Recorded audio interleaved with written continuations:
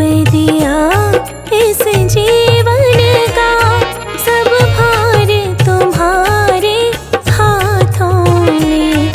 अब सौंप दिया इस जीवन का, सब भार तुम्हारे हाथों में।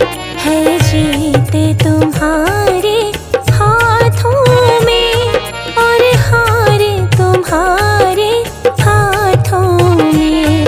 है जीत तुम्हारे हाथों में और हार तुम्हारे हाथों में। अब सौंप दिया इस जीवन का।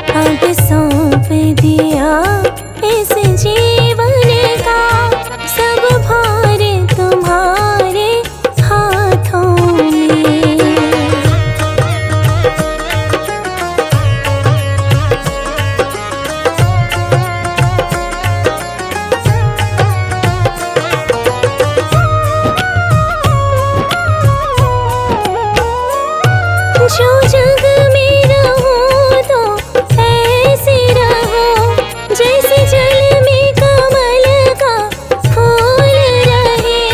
जैसे जल में कमल का फूल रहे।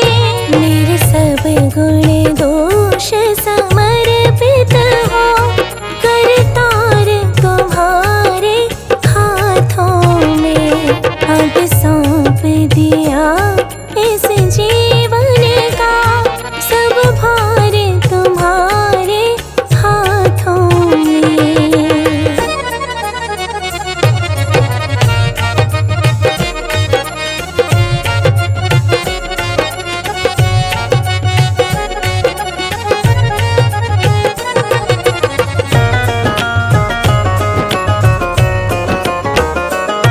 यदि मानव का मुझे जन्म मिले, तेरे चरणों का मैं पुजारी बनूं।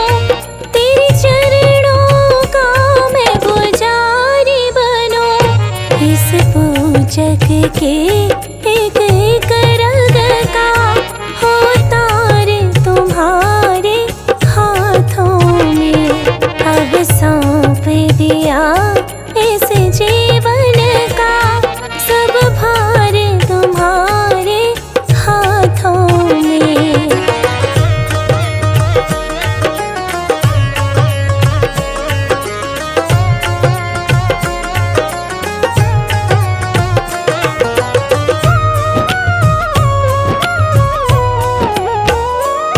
जब जब संसार में जन्म मिले,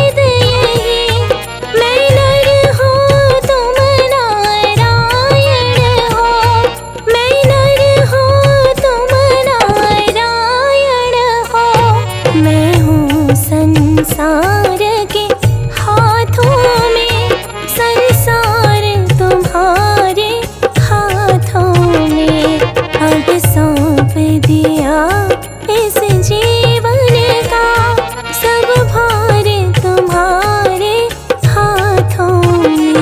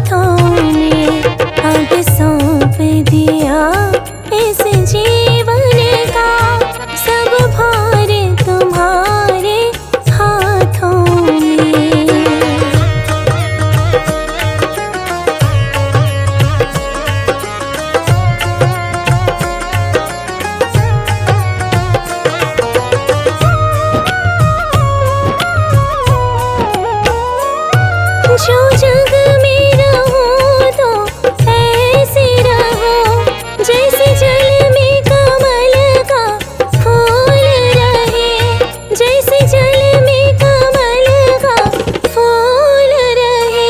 मेरे सब गुण दोष समर्पित हो, करतार तुम्हारे हाथों में।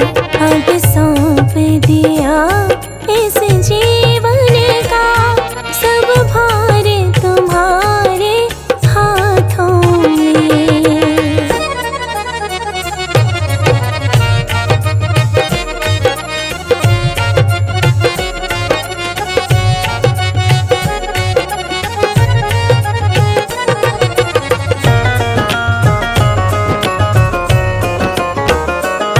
यदि मानव का मुझे जन्म मिले, तेरे चरणों का मैं पुजारी बनूं, तेरे चरणों का मैं पुजारी बनूं। इस पूजक के एक एक रग का हो तार तुम्हारे हाथों में। अब सौंप दिया इस जीवन का, सब भार तुम्हारे हाथों में।